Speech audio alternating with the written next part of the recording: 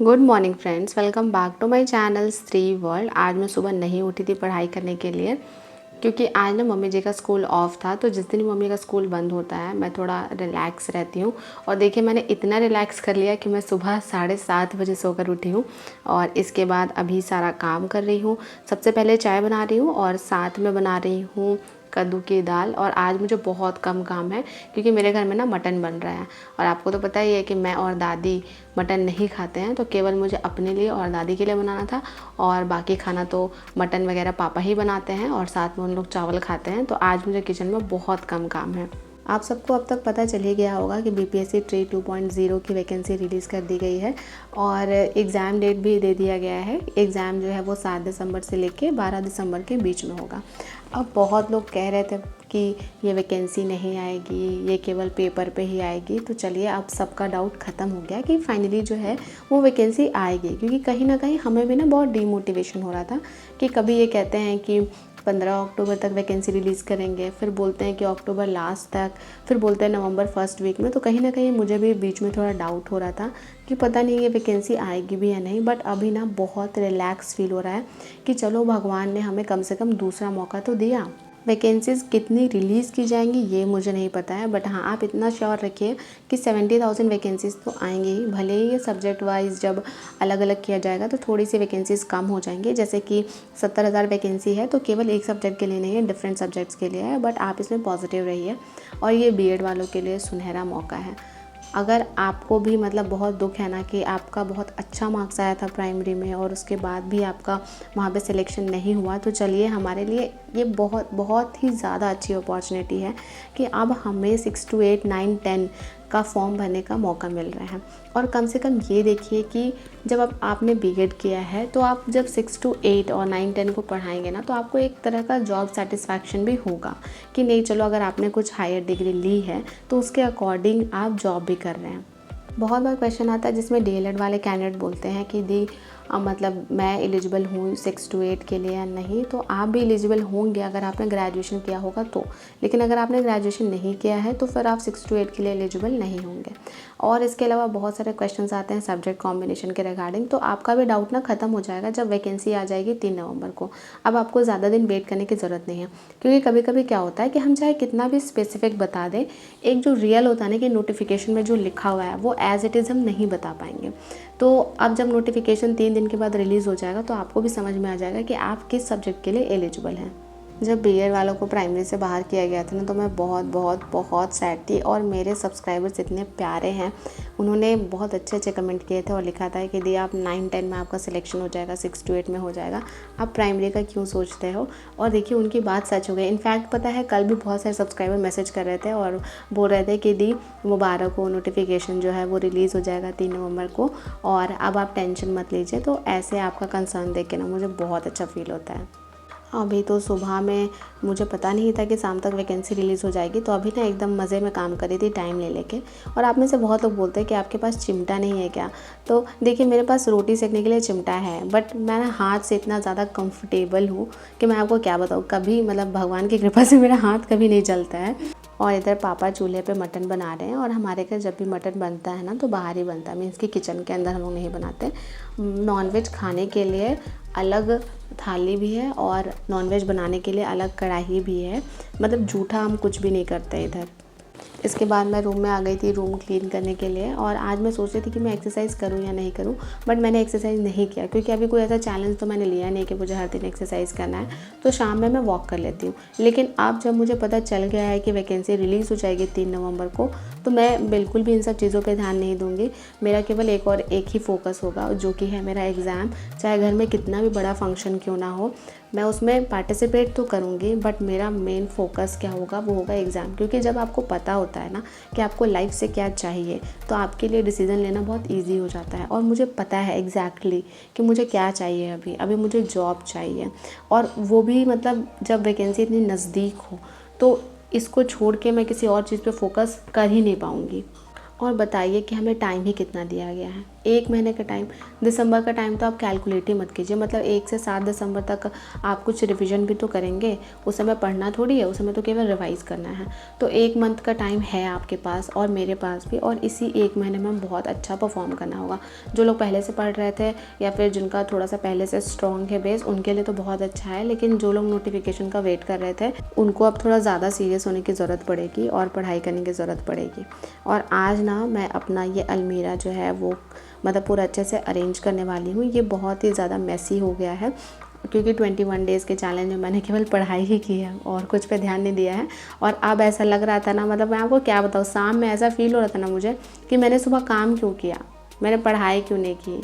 अगर मुझे पता होता कि नोटिफिकेशन रिलीज़ हो जाएगा इतनी जल्दी, तो मैं पता है अपना सारा टाइम पढ़ाई में ही देती। मुझे कोई फ़र्क नहीं पड़ता कि अलमीरा गंदा है या कुछ भी है। यहाँ पर ना मुझे एल्बम मिला था जिसमें मेरी कुछ पुरानी फ़ोटोज़ थी और शादी की भी फ़ोटोज़ थी। तो 1-2 मैं आपको ऐसे दिखा रही थी। ये देखिए, ये मेहंदी वाली फ़ोटो है और बगल में ना मेरी फ्रेंड बैठी हुई है। तो ये सब खैर मैं आपसे बाद में शेयर करूँगी। अभी तो फ़िलहाल ये अरेंज करना है। और अभी ना मुझे एक साड़ी भी दिखी थी, और ये पिंक वाली साड़ी ना इन्होंने मुझे शादी में चढ़ाई थी। ये बहुत ही ज़्यादा सुंदर साड़ी है। मीन्स कि अगर आप इस साड़ी को खोल के देखेंगे ना तो आपको लगेगा कि इस साड़ी को पहने क्यों, मतलब गंदा हो जाएगा पहनने से, इतना ज़्यादा सुंदर है। तो अभी तक तो मैंने इसको एक बार भी नहीं पहना है, देखते हैं कभी कुछ मौका मिलेगा तो पहन लूँगी।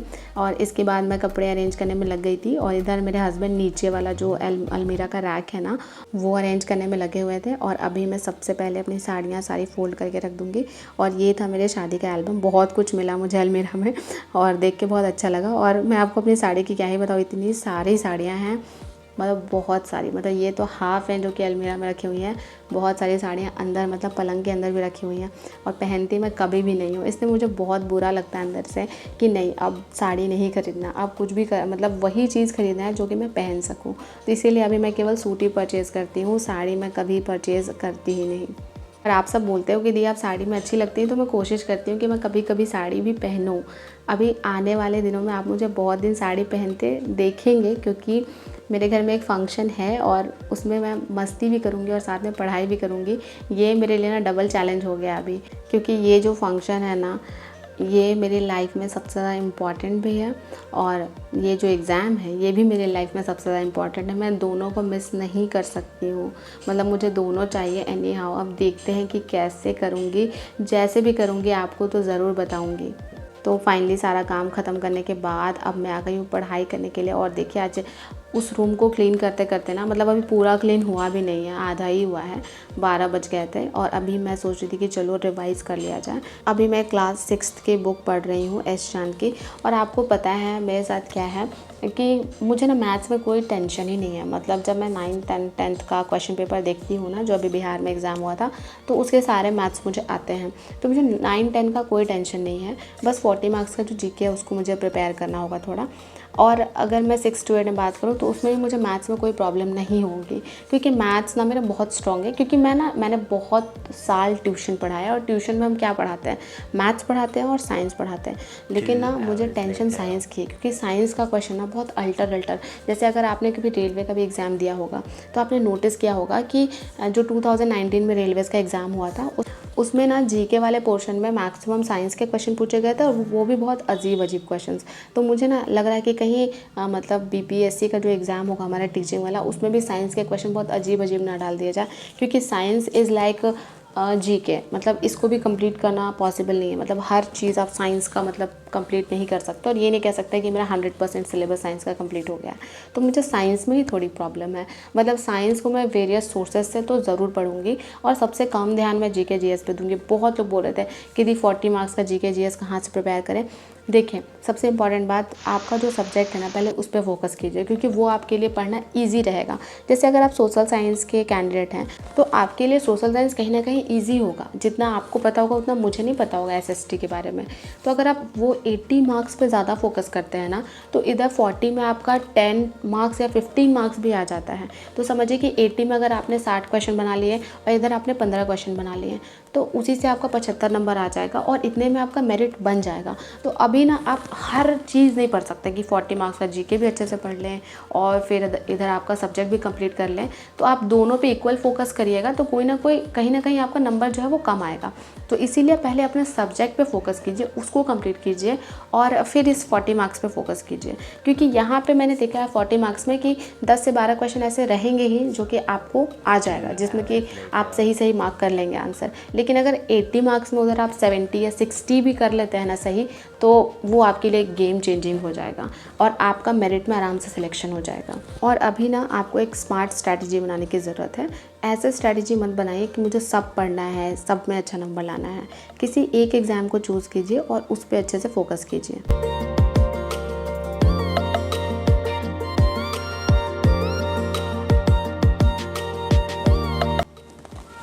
हे फ्रेंड्स, अभी 5:04 हो रहे हैं और आज मैंने मतलब मैथ सॉल्व किया है प्लेटफॉर्म से।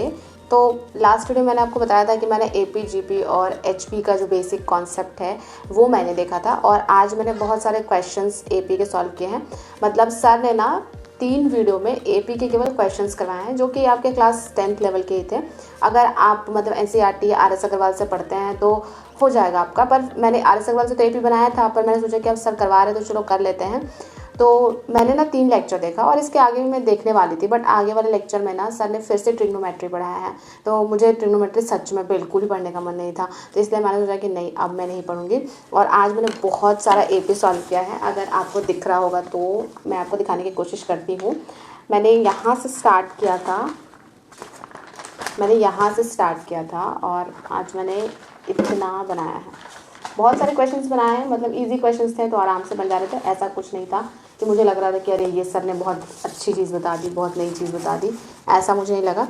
बस मैंने टाइम पास के लिए बनाया, क्योंकि ना हर दिन पढ़ना ज़रूरी होता है। और मैथ से मुझे लग रहा था कि मैं बहुत दिन से लेक्चर अटेंड नहीं करी थी, तो मुझे लग रहा था कि कहीं कुछ नया चैप्टर ना हो गया हो, तो फिर मैंने सोचा कि नहीं चलो पढ़ ही लेते हैं। तो AP तो मैंने सॉल्व कर लिया और आज मैंने केवल 4 घंटे की पढ़ाई की है और अभी बज रहे हैं 5 और मुझे ना बहुत ज़्यादा चाय पीने का मन कर रहा है। तो अभी मैं जाऊँगी और चाय पीऊँगी और इसके बाद मिलूँगी आपसे। देखती हूँ, अगर मन करेगा तो रात में 1-2 घंटे पढ़ लूँगी, अदरवाइज़ देखते हैं आगे क्या होगा, क्योंकि अभी आगे का रूटीन मुझे सच में बिल्कुल ही नहीं पता है।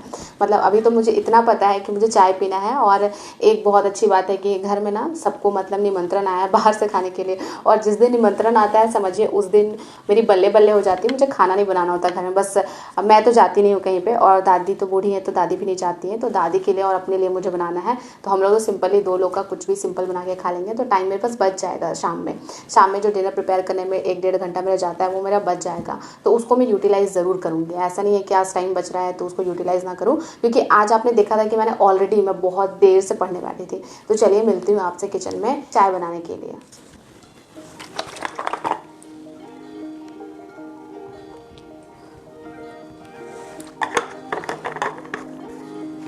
आप में से कुछ लोग मेरे से पूछते हैं कमेंट में कि मैं 6 to 8, 9, 10, 11, 12 तीनों की तैयारी कर रही हूँ, तो बताइए कि तीनों को कैसे प्रिपेयर करूँ।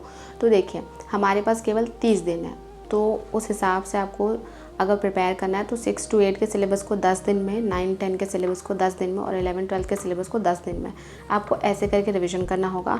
और उसके बाद जो टाइम बचेगा, मतलब 1 से लेके 5 तारीख तक, तो उसमें आपको 2-2 दिन करके उसको रिवीजन भी करना होगा। तो इसीलिए अगर आपका सब्जेक्ट पे नॉलेज बहुत ही स्ट्रॉन्ग है, मतलब जैसे बहुत बच्चे होते हैं जैसे जिनका साइंस सब्जेक्ट है, तो उनको लगता है कि अरे साइंस तो 6 to 8 का मेरा हो जाएगा, 11, 12 भी मुझे अच्छे से आता है, 9, 10 भी आता है, बस मुझे रिवीजन करना है, तो वो बच्चे तो कर सकते हैं। लेकिन अगर आप एक एवरेज स्टूडेंट है और आपको लगता है कि आपको 6 to 8 के सिलेबस को भी अच्छे से पढ़ना पड़ेगा, 9, 10 में थोड़ा और पढ़ना पड़ेगा, 11, 12 में और ज़्यादा फोकस करना पड़ेगा, तो फिर आप किसी एक एग्ज़ाम को टारगेट कीजिए। क्योंकि अगर आप सारे एग्ज़ाम को टारगेट करेंगे ना, तो फिर तीनों में अच्छा परफॉर्म नहीं कर पाएंगे। तो उससे अच्छा है कि 1 या मैक्सिमम 2 एग्ज़ाम को कर लीजिए। जैसे मैंने 6 to 8 और 9, 10 को टारगेट किया है, तो अगर आप 2 एग्ज़ाम को भी टारगेट करते हैं तो आपका हो जाएगा। बट मैं कहूँगी कि तीनों की तैयारी एक साथ मत कीजिए, क्योंकि अगर आप सब तरफ पाँव पसारेंगे ना तो फिर उसमें दिक्कत हो जाएगी। हो सकता है कि किसी में भी सिलेक्शन ना हो आपका, इसलिए आप चूज़ कर लीजिए। अगर आपको लगता है कि आपको 11, 12 का ही टीचर बनना है, आपका उसमें कमांड ज़्यादा है, आपको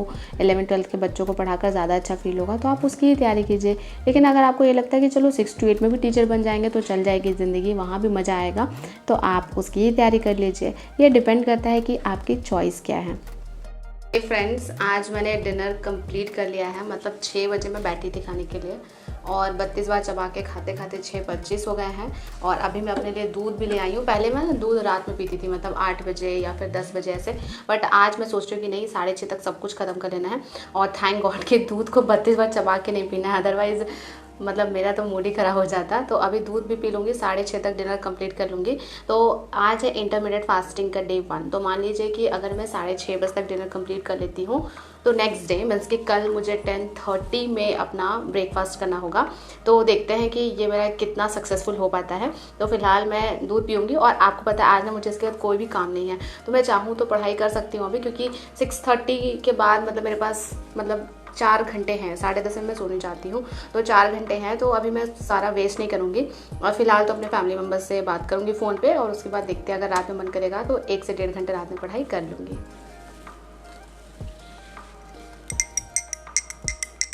अभी रात के बज रहे थे 7:45 और मैंने सोचा कि चलो अब थोड़ा सा पढ़ाई कर लेते हैं। घर में मैंने सबसे बात कर ली थी, तो अब कोई काम ही नहीं था, प्लस कि मेरे हस्बैंड भी घर में नहीं है, वो भी बाहर गए हैं निमंत्रण में, और कोई भी घर में नहीं, मतलब मैं और दादी हूँ बस। तो और मेरे पास काम ही क्या बचता। तो मैंने सोचा कि जब तक आते हैं मेरे हस्बैंड तब तक थोड़ी पढ़ाई कर लूँ, और फिर मैंने पढ़ना शुरू कर दिया था। और इस टाइम पर ना जो मैंने कल बनाया था notes why do we fall ill, उसको मैं रिवाइज़ कर रही थी। तो बस आज के ब्लॉग को मैं यहीं पे ख़त्म करती हूँ। अगर आपको मेरा ये ब्लॉग अच्छा लगा हो तो लाइक कर दीजिए, चैनल पर नए हैं तो सब्सक्राइब कर दीजिए। इसी तरह के ब्लॉग्स के साथ आपसे मिलती रहूँगी, आपकी लाइफ में पॉजिटिविटी ऐड करती रहूँगी। मिलते हैं नेक्स्ट ब्लॉग में।